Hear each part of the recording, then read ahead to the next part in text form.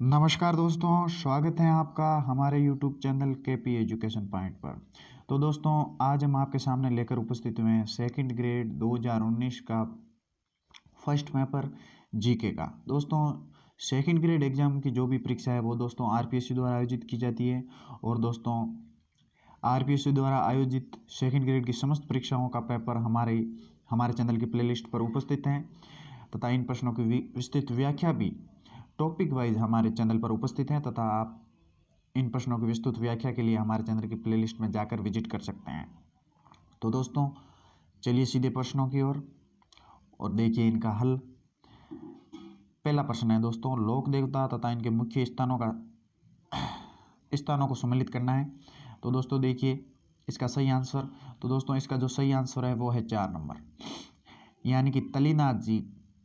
तलीनाथ जी है पांचोट गांव जालोर, तेजा जी है परबतसर नागौर, देवनारायण जी है आसिंद भीलवाड़ा तथा पाबू जी है कोलू गांव फलोदी। तो दोस्तों ये थे इन लोक देवताओं के मुख्य तीर्थ स्थल। चलिए दोस्तों देखिए अगला क्वेश्चन।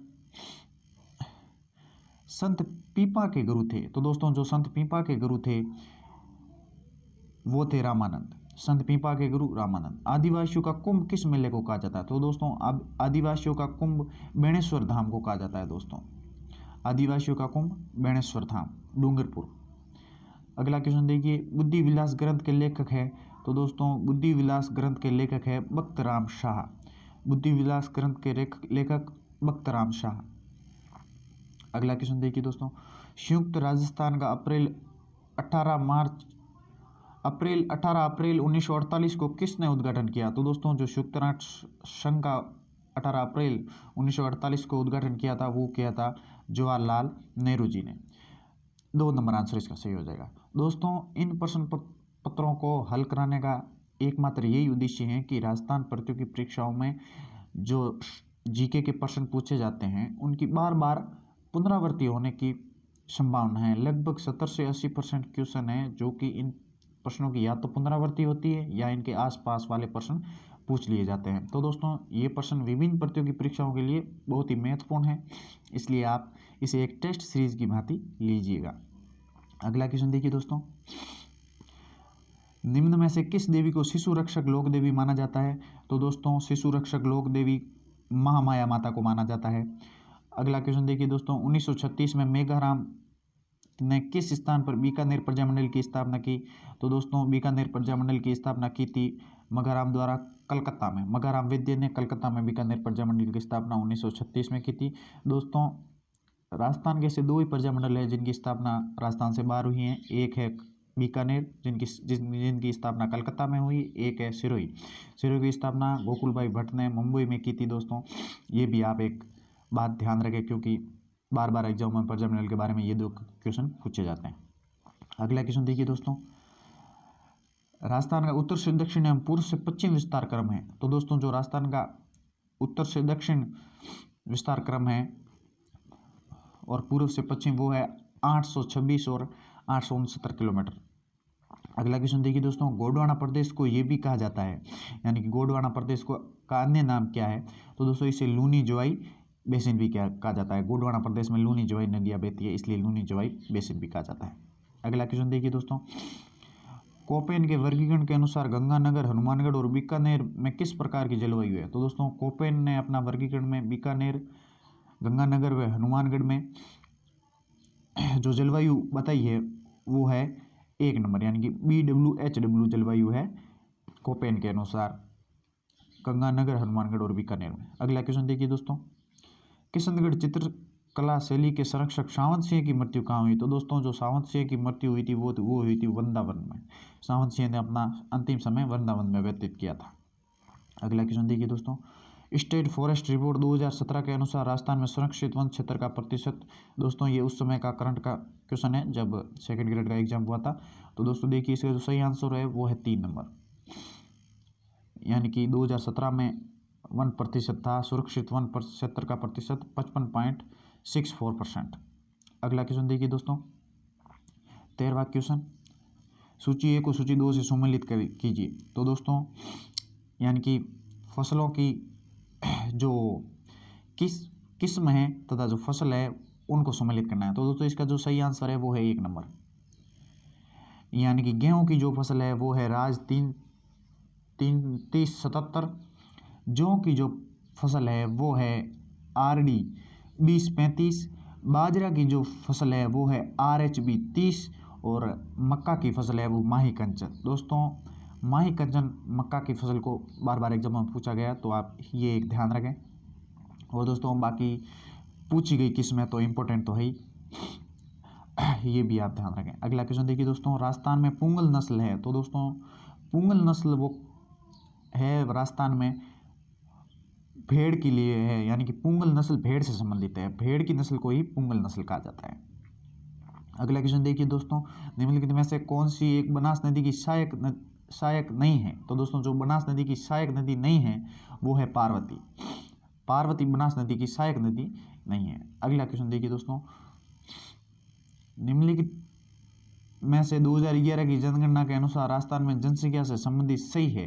तो दोस्तों इसमें जो सही है वो है 1 नंबर, यानी कि ए और बी दोनों सही हैं। बच्चों का लिंगानुपात 888 और महिला साक्षरता का प्रतिशत 52.1। तो दोस्तों ये पहले दो क्वेश्चन 2011 की जनगणना के बारे में सही है, और तीसरा और चौथा कथन असत्य है। अगला क्वेश्चन देखिए दोस्तों, सूची 1 पर्यटन केंद्र को सूची 2 जिला से सम्मिलित कीजिए तथा नीचे दिए कूटों से सही उत्तर का चयन कीजिए। यानी कि पर्यटन केंद्र तथा जिलों को सम्मिलित करना है। दोस्तों इसका जो सही आंसर है वो है 3 नंबर, यानी कि फूल सागर है बूंदी में, गांगरोन का किला है झालावाड़ में, जगदीश मंदिर है उदयपुर में, किराड़ू मंदिर है बाड़मेर में। तो दोस्तों ये था इनका जिला और पर्यटन केंद्र, इनका सही सम्मिलित क्रम पूछा था जो मैंने आपको बताया। अगला क्वेश्चन, राजस्थान राज्य डेयरी विकास निगम की स्थापना निम्नलिखित में से किस वर्ष की गई थी। तो दोस्तों जो राजस्थान राज्य डेयरी विकास निगम है उसकी स्थापना की गई थी 1975 और इनका मुख्यालय है जयपुर में। राजस्थान राज्य डेयरी विकास निगम का मुख्यालय जयपुर में 1975 में स्थापना। दोस्तों अगर ये वीडियो आपके लिए सहायक सिद्ध हो रहा हो तो वीडियो को लाइक और चैनल को सब्सक्राइब जरूर कीजिए और चैनल को सपोर्ट जरूर कीजिएगा। दोस्तों ऐसे ही प्राइवेट सीट पेपरों को हम समय समय पर आपके सामने लेकर उपस्थित होते रहेंगे तथा राजस्थान की विभिन्न प्रतियोगिता परीक्षाओं में पूछे गए महत्वपूर्ण प्रश्नों का संग्रह भी हम आपके सामने लेकर उपस्थित होते रहेंगे। अगला क्वेश्चन देखिए दोस्तों, निम्नलिखित में से किस महासागर में सबसे वृहत मध्य महासागरीय कटक स्थित है। तो दोस्तों इसका जो सही आंसर है वो है 1 नंबर, यानी कि अंटार्कटिक यानी अंत महासागर में। अगला क्वेश्चन देखिए दोस्तों, संयुक्त राष्ट्र जलवायु परिवर्तन सम्मेलन 2018 कहाँ आयोजित हुआ। तो दोस्तों जो संयुक्त राष्ट्र जलवायु परिवर्तन सम्मेलन 2018 वो आयोजित हुआ था केटोवाइस में। अगला क्वेश्चन देखिए दोस्तों, हाँ दोस्तों अगला क्वेश्चन, विश्व के किस प्रदेश में गरज तेज चालीसा चलती है। यानी कि जो गरज तेज चालीसा पवन है वो किन अक्षांशों के मध्य चलती हैं, ये प्रश्न पूछा है इसमें। तो दोस्तों इसका जो सही आंसर है वो है 40 डिग्री दक्षिण से 50 डिग्री दक्षिणी अक्षांशों के मध्य गरज तेज चालीसा पवनें चलती हैं दोस्तों। अगला क्वेश्चन देखिए दोस्तों, निम्नलिखित कथनों पर विचार कीजिए। दोस्तों जो 3 कथन दिए गए हैं उन पर विचार करना है तथा ये बताना है कि इनमें से सही कथन कौन सा है। तो दोस्तों इनमें जो सही कथन है वो है बी व सी सही कथन है, यानी कि यूरोप का क्षेत्र दक्षिणी अमेरिका से कम है, उत्तरी अमेरिका का क्षेत्र यूरोप और ऑस्ट्रेलिया के संयुक्त क्षेत्रों से अधिक है। दोस्तों ऐसे क्वेश्चन उन्हीं छात्रों या परीक्षार्थियों से हल हो सकते हैं जिन्होंने मैप का अच्छी तरह से अध्ययन किया हो। दोस्तों ऐसे प्रश्नों के लिए हमें मैप की जानकारी होनी अति आवश्यक है। दोस्तों अगर ये प्रश्न किन्हीं व्यक्तियों को नहीं आए तो दोस्तों ज़्यादा स्ट्रेस ना लें, मैप को देख लें, ठीक है याद हो, ऐसे प्रश्नों को ज़्यादातर पोज ही कर देना चाहिए। अगला क्वेश्चन देखिए दोस्तों, भारत के निम्नलिखित में से कौन से राज्य की सीमा बांग्लादेश से संयुक्त नहीं है। यानी कि कौन से राज्य की सीमा बांग्लादेश से नहीं लगती है। तो दोस्तों नागालैंड की सीमा बांग्लादेश से नहीं लगती है बल्कि म्यांमार से लगती है। अगला क्वेश्चन देखिए दोस्तों, भागीरथी अलकनंदा से मिलती हैं, यानी कि भागीरथी और अलकनंदा का संगम स्थल पूछा है। तो दोस्तों इसका जो सही आंसर है वो है देवप्रयाग। देवप्रयाग में भागीरथी तथा अलकनंदा का संगम स्थल है। अगला क्वेश्चन देखिए दोस्तों, जुलाई में अंत उष्ण कटिबंधीय अभिसरण क्षेत्र स्थित होता है। तो दोस्तों इसका जो सही आंसर है वो है 4 नंबर, यानी कि जुलाई में जो उष्णकटिबंधीय अभिसरण क्षेत्र है वो 20 डिग्री उत्तर से 25 डिग्री उत्तर अक्षांशों के आसपास स्थित होता है। गरजते चालीसा देखा दोस्तों हमने, जो कि 40 डिग्री दक्षिणी अक्षांश से 50 डिग्री दक्षिणी अक्षांशों के मध्य बहते हैं, और जो उष्णकटिबंधीय क्षेत्र है वो 20 डिग्री उत्तर से 25 डिग्री उत्तरी अक्षांशों के आसपास विकसित होते हैं। अगला क्वेश्चन देखिए दोस्तों, विगत कुछ दशकों में भारत की कृषि परिदृश्य में कौन सी नवीन प्रवृत्तियां देखी गई है? तो दोस्तों इसका जो सही आंसर है वो हम देख लें। इसका जो सही आंसर है वो 1 नंबर यानी कि ए और बी कथन सही है, यानी कृषि का व्यापारीकरण हुआ है विगत वर्षों में और कृषि क्रियाओं में विभिन्नता आई है। अगला क्वेश्चन देखिए दोस्तों, महाद्वीपों का उनकी जनसंख्या के अनुसार सही अवरोही क्रम है, यानी कि जनसंख्या के अनुसार सबसे ज़्यादा जनसंख्या अवरोही क्रम का मैं यहाँ दोस्तों आपको मतलब समझा दूँ, यानी कि सबसे ज़्यादा से कम की ओर, बड़े से छोटे की ओर, यानी कि सबसे ज़्यादा जनसंख्या किस महाद्वीप की है और सबसे कम जनसंख्या किस महाद्वीप की है, अवरोही क्रम पूछा है। तो दोस्तों इसका जो सही आंसर है वो 1 नंबर है, यानी कि सबसे ज़्यादा जनसंख्या दोस्तों एशिया की है, क्योंकि विश्व के 2 बड़े देश चीन व भारत एशिया महाद्वीप में आते हैं, जिनकी जनसंख्या सबसे ज़्यादा है। चीन की जनसंख्या विश्व में सर्वाधिक है तथा 2 नंबर है भारत की जनसंख्या। अगला क्वेश्चन देखिए देख लेते हैं दोस्तों, एशिया, अफ्रीका, यूरोप, दक्षिण अमेरिका, ये दोस्तों जनसंख्या का सही क्रम है। अगला क्वेश्चन देखिए दोस्तों, भारत के संविधान की किस अनुसूची के तहत राज्य में राज्यपाल द्वारा मंत्री व पद एवं गोपनीयता की शपथ दिलाई जाती है? तो दोस्तों ये जो अनुसूची में उल्लेख है वो है अनुसूची 3री अनुसूची में ये कहा गया है कि राज्यपाल द्वारा मंत्रियों को पद एवं शपथ व गोपनीयता की शपथ दिलाई जाती है।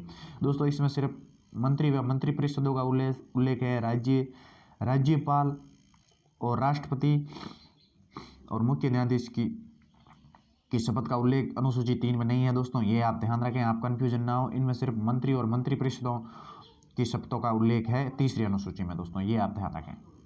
अगला क्वेश्चन देखिए दोस्तों, राज्यपाल की शक्तियों के संदर्भ में निम्नलिखित में से कौन सा सही नहीं है, यानी कि जो सही कथन नहीं है वो बताना है। 1 नंबर कथन सही नहीं है राज्यपाल के बारे में, बाकी तीनों कथन सत्य हैं। अगला क्वेश्चन देखिए दोस्तों, किस राज्य की मंत्रिपरिषद में मुख्यमंत्री सहित मंत्रियों की कुल संख्या उस राज्य की विधानसभा के सदस्यों की कुल संख्या से खाली जगह से अधिक होगी? तो दोस्तों इसका जो सही आंसर है वो है 4 नंबर, यानी कि 15% होगी। 4 नंबर इसका सही आंसर है। अगला क्वेश्चन देखिए दोस्तों, निम्नलिखित में से कौन से भारतीय उद्योग भारत के विभाजन से नकारात्मक रूप से प्रभावित हुए हैं? तो दोस्तों इसका जो सही आंसर है वो है 3 नंबर, यानी कि सी व डी, सूती वस्त्र उद्योग एवं जूट उद्योग प्रभावित हुए हैं। अगला क्वेश्चन देखिए दोस्तों, राजस्थान लोक सेवा आयोग के संबंध में निम्नलिखित में से कौन सा सत्य नहीं है?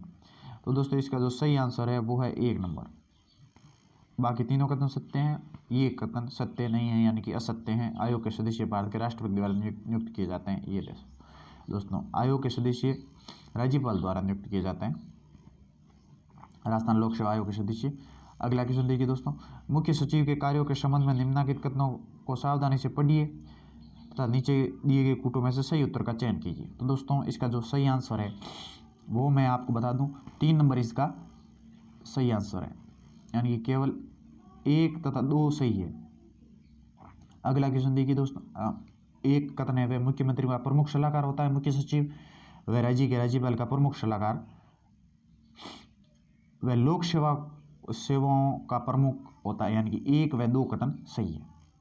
अगला क्वेश्चन देखिए दोस्तों, राजस्थान में पंचायत समितियों की कुल संख्या 31 दिसंबर 2018 को यथा विद्यमान है, यानी कि जो 2018 में पंचायतियों की कुल संख्या थी वो कितनी थी दोस्तों, ये पूछा है, यानी कि 295 थी उस समय पंचायत समितियों की कुल संख्या। दोस्तों अगला क्वेश्चन देखिए दोस्तों, ग्राम सभा की गणपूर्ति कितनी है? तो दोस्तों जो ग्राम सभा की गणपूर्ति है वो है 3 नंबर, कुल सदस्य संख्या का 10वां भाग। अगला क्वेश्चन देखिए दोस्तों, राजस्थान में ग्राम पंचायत के सरपंच, उप सरपंच तथा वार्ड पंच अपना त्याग पत्र किसे संबोधित करते हैं?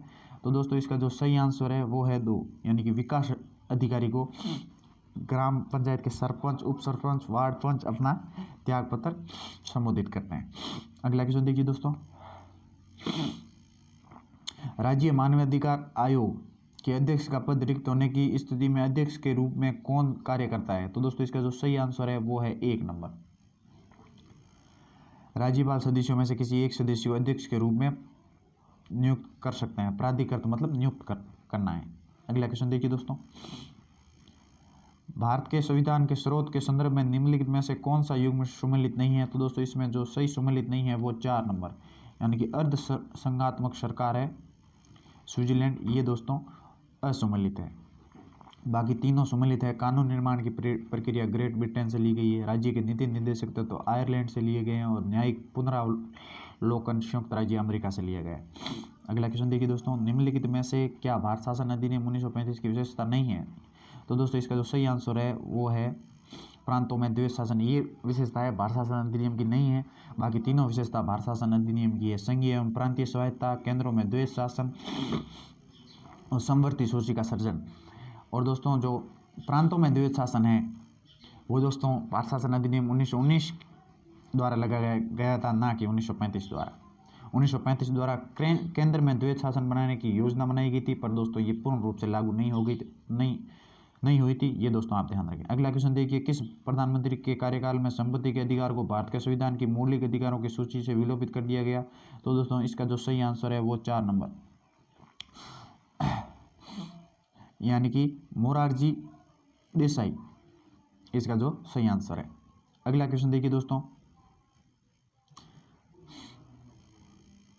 संविधान की उद्देशिका में उल्लेखित हम भारत के लोग, संविधान की उद्देशिका में उल्लेखित हम भारत के लोग संविधान की निम्नलिखित विशेषताओं से घनिष्ठ रूप से जुड़ा है? तो दोस्तों इसका जो सही आंसर है वो है 2 नंबर, संप्रभु राज्य। अगला क्वेश्चन देखिए दोस्तों, राजस्थान की राज्य सरकार ने राजस्थान राज्य मानवाधिकार आयोग के गठन की अधिसूचना कब जारी की? तो दोस्तों जो अधिसूचना जारी की थी वो की थी 18 जनवरी 1999 को। दोस्तों मानवाधिकार आयोग की स्थापना का दिवस बार बार पूछा जाता है, आप ध्यान रखें कौन सा वर्ष में हुई है ये भी आप ध्यान रखें। निम्नलिखित में से कौन सा युग्म सम्मिलित नहीं है? तो दोस्तों सम्मिलित नहीं है वो है 4 नंबर, सिक्किम 1973। दोस्तों ये सम्मिलित नहीं है। बाकी राज्यों का गठन और उनका काल पूर्ण तरह से सम्मिलित है दोस्तों, ये आप ध्यान रखें। अगला क्वेश्चन देखिए दोस्तों, निम्नलिखित में से कौन भारतीय ट्राइबल पार्टी के संस्थापक सदस्यों में से एक है? तो दोस्तों इसका जो सही आंसर है वो है छोटू भाई वसावा। अगला क्वेश्चन देखिए दोस्तों, भारत के संविधान के निम्नलिखित में से किस अनुच्छेद में वैज्ञानिक दृष्टिकोण शब्द का उल्लेख है? तो दोस्तों इसका जो सही आंसर है वो है 4 नंबर, यानी कि 51 क ज के अंतर्गत है वैज्ञानिक दृष्टिकोण शब्द का उल्लेख है। दोस्तों वैज्ञानिक दृष्टिकोण शब्द के बारे में पूछा जाता है दोस्तों, 2-3 एग्जामों में मैंने देखा कि इस तरह के प्रश्न पूछे गए हैं, तो दोस्तों ये भी आप ध्यान रखें। अगला क्वेश्चन देखिए दोस्तों, निम्नलिखित संगठनों में से भारत किसका सदस्य नहीं है? तो दोस्तों जो भारत सदस्य नहीं है वो है ओपेक समूह का, भारत सदस्य नहीं है। अगला क्वेश्चन देखिए दोस्तों, निम्नलिखित राष्ट्रपतियों में से किसने 1998 में अटल बिहारी वाजपेयी को प्रधानमंत्री पद की शपथ ग्रहण करवाई थी? तो दोस्तों इसका जो सही आंसर है वो है 1 नंबर, KR नारायण ने अटल बिहारी वाजपेयी जी को प्रधानमंत्री की शपथ ग्रहण कराई थी। दोस्तों अटल बिहारी वाजपेयी का कार्यकाल आप देख लें, पहला कार्यकाल था 1998 से 99 तक, और बाद में 99 से 2004 तक अटल बिहारी वाजपेयी भारत के प्रधानमंत्री के रूप में कार्य किया था दोस्तों, ये भी आप ध्यान रखें।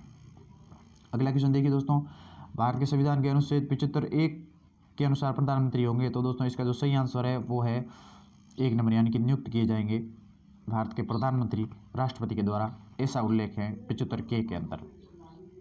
अगला क्वेश्चन देखिए दोस्तों, सूची 1 को सूची 2 से सम्मिलित कीजिए। दोस्तों गांधी जी के जो आंदोलन, ये 2 आंदोलन है और उनको सूची 2 से सम्मिलित करना है दोस्तों। इसका जो सही आंसर है वो मैं आपको बता दूं, 2 नंबर इसका सही आंसर है, यानी कि चंपारण सत्याग्रह 1917 में, रोलेट सत्याग्रह 1919 में, खेड़ा सत्याग्रह हुआ था 1918 में, और बारादोली सत्याग्रह दोस्तों 1928 में। दोस्तों चंपारण के बारे में अगर हम बात करें तो दोस्तों चंपारण गांधी जी का पहला सत्याग्रह था नील की खेती के लिए 1917 में दोस्तों, इसका ये ध्यान रखें। और दोस्तों अगर हम बारादोली सत्याग्रह की बात करें दोस्तों, ये सरदार वल्लभ भाई पटेल द्वारा, और बारादोली गुजरात में हुआ था दोस्तों। और बारादोली सत्याग्रह की जो महिलाएं थीं उन्होंने ही पटेल जी को सरदार की उपाधि दी थी दोस्तों, ये ध्यान रखें। 1928 में गुजरात में हुआ था दोस्तों। ये दोस्तों महत्वपूर्ण फैक्ट थे तो जो मैंने आपको बता दिए। और दोस्तों रोलेट सत्याग्रह 1919 और खेड़ा सत्याग्रह 1918 दोस्तों, ये भी आप ध्यान रखें। अगला क्वेश्चन देखिए दोस्तों, 2015 में हुए भारत बांग्लादेश समझौते के अंतर्गत भारत की कुल कितनी बस्तियां बांग्लादेश को सौंपी गई, यानी कि जो 3 बीघा समझौता हुआ था भारत और बांग्लादेश के मध्य, उसमें 111 बस्तियां हैं वो बांग्लादेश को सौंप दी गई थी भारत द्वारा। अगला क्वेश्चन देखिए दोस्तों, राष्ट्रपति राजनीतिक दल के रूप में मान्यता प्राप्त करने के लिए एक राजनीतिक दल को कितने राज्यों में लोकसभा चुनाव में 2% मत प्राप्त करने चाहिए? तो दोस्तों इसका जो सही आंसर है वो है 1 नंबर, यानी कि 3 राज्यों में।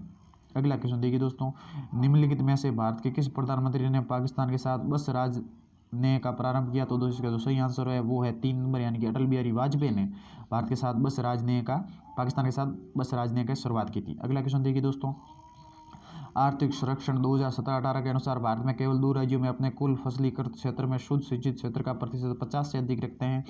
ये 2 राज्य कौन कौन से हैं दोस्तों? इसका जो सही आंसर है वो है पंजाब और उत्तर प्रदेश है, जो भारत के फसलीकरण में अपने क्षेत्र का उत्पादन का 50% से अधिक रखते हैं। अगला क्वेश्चन देखिए दोस्तों, भारतीय संविधान के अनुसार राष्ट्रपति का निर्वाचन एक निर्वाचन गण के सदस्यों द्वारा किया जाएगा। इस निर्वाचन गण में शामिल होते हैं, तो दोस्तों इस निर्वाचन गण में जो शामिल सदस्य होते हैं वो होते हैं संसद के दोनों सदनों से निर्वाचित सदस्य व राज्य विधानसभा के निर्वाचित सदस्य। अगला क्वेश्चन देखिए दोस्तों, कारोबार में सुगमता की रिपोर्ट 2018 के अनुसार भारत का क्रम था। तो दोस्तों इसका जो सही आंसर है वो है 1 नंबर, 190 देशों में 100वां। अगला क्वेश्चन देखिए दोस्तों, दोहरी गणना की समीक्षा के कारण राष्ट्रीय आय, तो दोस्तों जो दोहरी गणना होती है उसमें राष्ट्रीय आय अधिक अनुमानित हो जाती है। अगला क्वेश्चन देखिए दोस्तों, औद्योगिक उत्पादन सूचकांक भारत में औद्योगिक निष्पादन का एक महत्वपूर्ण मानक है, निम्न में से कौन सा संगठन इसे प्रकाशित करता है? तो दोस्तों इसका जो सही आंसर है वो है 2 नंबर, केंद्रीय सांख्यिकी कार्यालय। अगला क्वेश्चन देखिए दोस्तों, भारत के राष्ट्रीय खाद्य सुरक्षा अधिनियम 2013 के संदर्भ में निम्न में से कौन सा तथ्य सही नहीं है? तो दोस्तों इसमें जो उस समय करंट का 2013 में जो 2013 में दोस्तों देखो दोस्तों जो 2019 में एग्जाम हुआ उसमें 2013 के करंट का क्वेश्चन भी पूछ लिया गया। दोस्तों देख लीजिए इसका जो सही आंसर है वो मैं पहले आपको बता दूं, इसका 4 नंबर आता है। ये अधिनियम 40% तक शहर एजेंसियां अपने सम्मिलित करता है। दोस्तों ये इसका सही आंसर नहीं है। अगला क्वेश्चन देखिए दोस्तों, राजस्थान के उप मुख्यमंत्री के रूप में सचिन पायलट के पास जिस विभाग के कार्यभार नहीं है, तो दोस्तों इसका जो सही आंसर है वो है 4 नंबर, सूचना प्रौद्योगिकी एवं संचार। राजस्थान में राष्ट्रीय स्वास्थ्य मिशन की नवनियुक्त मिशन निदेशक हैं, तो दोस्तों इसका जो सही आंसर है वो है 4 नंबर, सुमित शर्मा। अगला क्वेश्चन देखिए दोस्तों, जयपुर लिटरेचर फेस्टिवल 2019 की तिथियां, तो दोस्तों जयपुर लिटरेचर फेस्टिवल हुआ था वो दोस्तों 24 से 28 फरवरी के मध्य हुआ था 2019 में। राजस्थान में हर साल सर्दियों में विभिन्न प्रकार के प्रवासी पक्षी आते हैं। कुर्जा पक्षी, डोमोसिल क्रेन कहाँ बहुत बड़ी संख्या में पहुंचते हैं? तो दोस्तों इसका जो सही आंसर है वो है 2 नंबर, यानी खींचन गांव नागौर में पहुंचते हैं। दोस्तों कुर्जा पक्षी का वैज्ञानिक नाम है, आप याद रखें, डोमिनियल क्रेन, बार बार पूछा जाता है एग्जामों में। अगला क्वेश्चन देखिए दोस्तों, दिसंबर 2018 में राजस्थान के पुलिस महानिदेशक नियुक्त हुए थे, तो दोस्तों इसका जो सही आंसर है वो है 1 नंबर, यानी कि कपिल गर्ग। अगला क्वेश्चन देखिए दोस्तों, राजस्थान में 2018 में हुए विधानसभा चुनाव में भारतीय राष्ट्रीय कांग्रेस और भारतीय जनता पार्टी द्वारा जीती गई सीटों का अंतर था। तो दोस्तों इसमें जो अंतर है वो था 26 सीटों का अंतर रहा था, यानी कि 26 सीटों से कांग्रेस विजय रही थी। अगला क्वेश्चन देखिए दोस्तों, निम्नलिखित में से राजस्थान की कौन सी महिला भारतीय वायुसेना में 7वीं महिला युद्धक विमान पायलट बनी? तो दोस्तों इसका जो सही आंसर है वो है 1 नंबर, रघु शर्मा। सॉरी दोस्तों, इसका जो सही आंसर है वो है प्रिया शर्मा। मैंने अगला क्वेश्चन का आंसर आपको बता दिया था। अगला क्वेश्चन देखिए दोस्तों, राजस्थान के नवनियुक्त स्वास्थ्य मंत्री हैं, तो दोस्तों उस समय जो स्वास्थ्य मंत्री थे वो थे रघु शर्मा। अगला क्वेश्चन देखिए दोस्तों, 15वें राजस्थान विधानसभा चुनाव 2018 के दौरान किस दल के प्रत्याशी की मृत्यु के कारण रामगढ़ अलवर विधानसभा निर्वाचन क्षेत्र का चुनाव स्थगित किया गया था? दोस्तों उस समय जो बहुजन समाज पार्टी के नेता थे उनकी मृत्यु हो गई थी, तो दोस्तों वहाँ जो विधानसभा चुनाव था रामगढ़ अलवर में वो दोस्तों स्थगित कर दिया गया था। अगला क्वेश्चन देखिए दोस्तों, किसने लिपचिंग विश्वविद्यालय में जर्मन में पहली बार मनोविज्ञान की प्रयोगशाला स्थापित की? दोस्तों मनोविज्ञान से संबंधित क्वेश्चन आ गए हैं दोस्तों, तो दोस्तों इसका जो सही आंसर है वो है विलियम वुंट। अगला क्वेश्चन देखिए दोस्तों, किसने कहा कि शिक्षा मनोविज्ञान की वह शाखा है जो शिक्षण व अधिगम से संबंधित है? तो दोस्तों इसका जो सही आंसर है वो है 1 नंबर, BF स्किनर। अगला क्वेश्चन देखिए दोस्तों, राजस्थान के किस वर्तमान विधायक ने कॉमनवेल्थ गेम्स 2018 में स्वर्ण पदक जीता था? तो दोस्तों 2010 में जो कृष्णा पूनिया ने कॉमनवेल्थ गेम में स्वर्ण पदक जीता था। अगला क्वेश्चन देखिए दोस्तों, निम्नलिखित में से कौन से मनोविज्ञान प्रकारवादियों से संबंधित नहीं है? तो दोस्तों इसका जो सही आंसर है वो है 4 नंबर, 3 नंबर दोस्तों इसका सही आंसर है जेम्स आर एंजिल।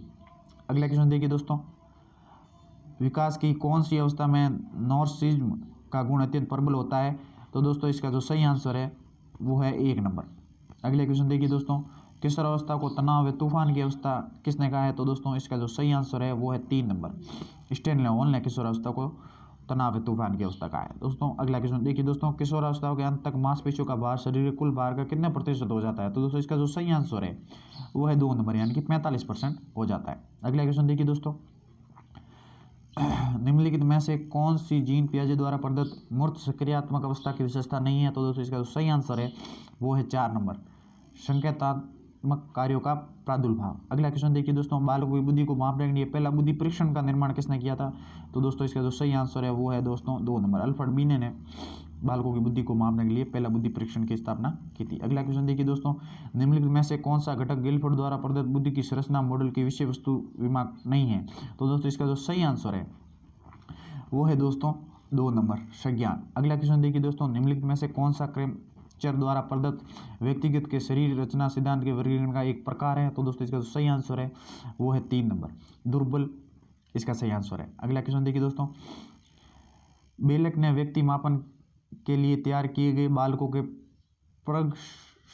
प्रगबोध परीक्षण हेतु क्या आयु वर्ग रखा था? तो दोस्तों इसका जो सही आंसर है वो है 3 नंबर, 3 से 10 वर्ष। अगला क्वेश्चन देखिए दोस्तों, निम्नलिखित में से कौन सा अधिगम की सही विशेषता नहीं है? तो दोस्तों इसकी जो सही विशेषता नहीं है वो है 4 नंबर, मूल प्रवृत्ति तथा प्रत्यक्षेपी क्रिया की वजह से व्यवहार की आया परिवर्तन अधिगम। बाकी दोस्तों तीनों ही परिभाषा सही है। अगला क्वेश्चन देखिए दोस्तों, निम्नलिखित में से कौन सा जोड़ा मूल प्रवृत्ति संवेग के अनुरूप सही नहीं है, जैसा कि मैकडूगल से ने उल्लेखित किया था? अगला क्वेश्चन देखिए दोस्तों, 1 नंबर इसका सही आंसर है। अगला क्वेश्चन देखिए दोस्तों, सीखने की प्रक्रिया एवं सूझ की दृष्टि से निम्नलिखित में से कौन सी विशेषता गेस्टार्डवाल वैज्ञानिकों द्वारा निर्धारित नहीं की गई है? तो दोस्तों इसका जो सही आंसर है वो है दोस्तों 2 नंबर, अधिगम प्रक्रिया यंत्रवत होती है। अगला क्वेश्चन देखिए दोस्तों, एक अध्यापक ने कक्षा में पढ़ाया कि हाउस का बहुवचन हाउसेज, तो इसी अधिगम से विद्यार्थी ने माउस का बहुवचन माउसेज कर दिया। ये उदाहरण किस प्रकार के अधिगम स्थानांतरण का उदाहरण है? तो दोस्तों इसका सही आंसर है 2 नंबर, यानी कि ऋणात्मक स्थानांतरण। अगला क्वेश्चन देखिए दोस्तों, जब एक कर्मचारी अपने अधिकारी पर गुस्सा प्रदर्शित नहीं कर पाता तो वह घर आने के बाद इसे अपनी पत्नी एवं बच्चों पर व्यक्त करता है। ये उदाहरण किस प्रकार की रक्षा युक्ति को दर्शाता है? तो दोस्तों इसका जो सही आंसर है वो है 4 नंबर, यानी कि विस्थापन। अगला क्वेश्चन देखिए दोस्तों, निम्नलिखित में से कौन सा घटक क्लासिकल अनुबंध सिद्धांत से संबंधित नहीं है? तो दोस्तों इसका जो सही आंसर है वो 1 नंबर, यानी कि ढालना। अगला क्वेश्चन देखिए दोस्तों, स्टेफर्ड बीने बुद्धि लब्धि परीक्षण के लिए तय मानक के अनुसार सामान्यतः मंदित बालकों का बुद्धि लब्धि प्रसार क्या है? तो दोस्तों इसका जो सही आंसर है वो है 2 नंबर, 35 से 40। अगला क्वेश्चन देखिए दोस्तों, निम्नलिखित में से कौन सा जन्मजात अभिप्रेरक नहीं है?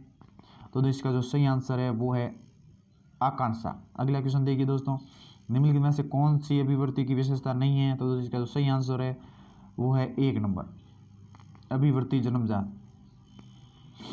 अगला क्वेश्चन देखिए दोस्तों, आहड़ के उत्खनन से प्राप्त कौन सी सामग्री बाहरी संपर्कों का संकेत देती हैं? तो दोस्तों इसका जो सही आंसर है वो है लेपिस लाजुली। अगला क्वेश्चन देखिए दोस्तों, 7 अग्नि वेदिकाओं की पंक्ति प्राप्त हुई हैं। तो दोस्तों इसका जो सही आंसर है वो है 4 नंबर, कालीबंगा से 7 अग्नि वेदिका प्राप्त हुई हैं। अगला क्वेश्चन देखिए दोस्तों, किस पूरा स्थल पर चित्रित शिलाश्रय प्राप्त हुए हैं? तो इसका जो सही आंसर है वो है 1 नंबर, बेराट से। अगला क्वेश्चन देखिए दोस्तों, रणथंभौर के शासक हमीरदेव द्वारा किस मंगोल नेता को शरण देने के पर अलाउद्दीन ने रणथंभौर पर आक्रमण किया था? तो दोस्तों इसका जो सही आंसर है वो है 2 नंबर, यानी कि मोहम्मद शाह को शरण देने के कारण अलाउद्दीन खिलजी ने रणथंभौर पर 1301 में आक्रमण कर दिया था दोस्तों। उस समय रानी रंगदेवी ने भी जोर किया था दोस्तों। इन प्रश्नों की विस्तृत व्याख्या के लिए आप हमारी प्लेलिस्ट में विजिट करिए। आपके सभी प्रश्नों की विस्तृत व्याख्या महत्वपूर्ण तरीके से दी गई है दोस्तों, वो आपकी प्रतियोगी परीक्षाओं के लिए बहुत ही महत्वपूर्ण सिद्ध होगी दोस्तों, ये मैं आपको गारंटी के साथ कह सकता हूँ। अगला क्वेश्चन देखिए दोस्तों, नाटक ललित विग्रहराज की रचना की गई। तो दोस्तों इसका जो सही आंसर है वो है सोमेंद्र द्वारा नाटक ललित विग्रहराज की रचना की गई थी। अगला क्वेश्चन देखिए दोस्तों, जालोर में अलाउद्दीन समकालीन शासक कौन था? तो दोस्तों जालोर में जो अलाउद्दीन के समकालीन था वो दोस्तों कानड़देव और इनका पुत्र वीरमदेव शासक थे। अगला क्वेश्चन देखिए दोस्तों, ताम्र पाषाणिक स्थल पर सबसे ज़्यादा ताम्र सामग्री प्राप्त हुई है? तो दोस्तों सबसे ज़्यादा जो ताम्र सामग्री प्राप्त हुई है वो गणेश्वर शिखर में हुई है। अगला क्वेश्चन देखिए दोस्तों, निम्नलिखित में से कौन सा गौड़ बंगाल में भोज प्रथम का समकालीन था? तो दोस्तों इसका जो सही आंसर है वो है 2 नंबर गोगुंदा। अगला क्वेश्चन देखिए दोस्तों, 48 जून 1941 में अलवर राज्य प्रजा मंडल द्वारा आयोजित जहांगीर माफी प्रजा सम्मेलन राजगढ़ का उद्घाटन किसने किया? तो दोस्तों इसका जो सही आंसर है, इसका जो सही आंसर है वो है 1 नंबर श्री सत्येंद्र विदालगर इसका सही आंसर है। दोस्तों मैंने शायद